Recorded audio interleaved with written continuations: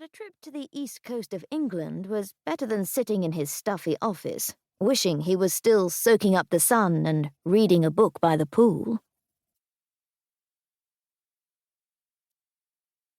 Chapter 2. 2 days earlier, Sunday the 15th of August. The Society Page online article. Arrival of billionaire Rudy Trotman and family imminent at Fawstead Manor. With the refurbishment of the 14-bedroom country house Fawstead Manor, located just outside Fawstead town, dubbed the Knightsbridge of Fenshire, almost complete, the new owners, television star Sir Hewitt Willoughby-Franklin, 68, and his wife Lady Grace, 61, are now eagerly awaiting the arrival of their future in-laws, Rudy Trotman, 68, and his wife, Sheri, 65. Lady Grace's daughter, Sybil Bransgrove, 36, is due to marry Otis Trotman, 40, the American heir to the Fortune Hotel chain, in September, in a lavish ceremony at nearby Francis Court, home of Charles, the Duke of Arnwall, 63, and his wife, HRH Princess Helen, 62. The wedding party also includes Jed Trotman, 38, the CEO of Fortune US Corp., and his fiancée and former Miss Florida, Tricia Sinclair, 32. FC Design and Interiors Limited, the newly formed company based at Francis Court and run by HRH Princess Helen's youngest daughter, Lady Beatrice, 36, has been managing the refurbishment project at Fawstead Manor.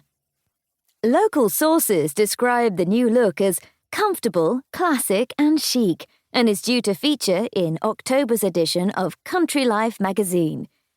This will be another feather in the cap for Lady Beatrice, the Countess of Rossex, who lives at Francis Court with her parents and her son Samuel Wiltshire, 13. Along with her business partner, Perry Juke, 33, partner of Simon Lattimore, 39, the best-selling author and celebrity cook, she is amassing an ever-growing portfolio of country house refurbishment and redesign projects. Chapter 3. Morning, Monday the 16th of August. "Oh, my giddy aunt!" Perry Juke exclaimed as he screwed his face up at the sight before him. Turning, his blue eyes now the size of saucers, he stared at Lady Beatrice, who stood just behind him in the sitting room at Fawstead Manor. "What is it?" Lady Beatrice tentatively stepped forward to inspect the body lying on the low coffee table in front of them. "I think it's a rat," she told him. "A rat looks just like a large mouse, doesn't it?" She peered a little closer at the animal lying on its side in front of her.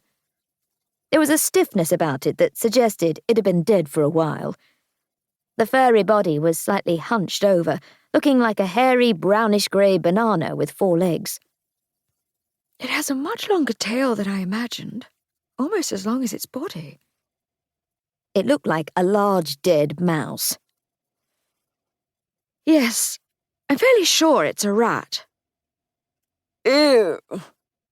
Perry turned his head away in disgust. "Indeed," she replied, screwing up her nose. A dead rat, or in fact anything dead, hadn't been what they'd expected when they'd walked into the sitting room this morning to do a final check before handing the room over as completed to Lady Grace Willoughby-Franklin, their client. "Hold on." Lady Beatrice moved slightly closer still, her focus moving from the rigid form of the rodent to a white piece of paper lying beside it. Reaching the edge of the table, she leaned over and examined it. "Oh, that's not good." "What?" Perry, curiosity clearly winning over his aversion to dead animals, moved to stand by her side. He reached over the table with his right hand. "No," she cried, grabbing his arm before his hand got any closer. "We shouldn't touch it. There might be fingerprints." Perry dropped his arm as she let go, turning to her with a frown. "Read it. Just don't touch it," she told him. As he paused to read it, her eyes...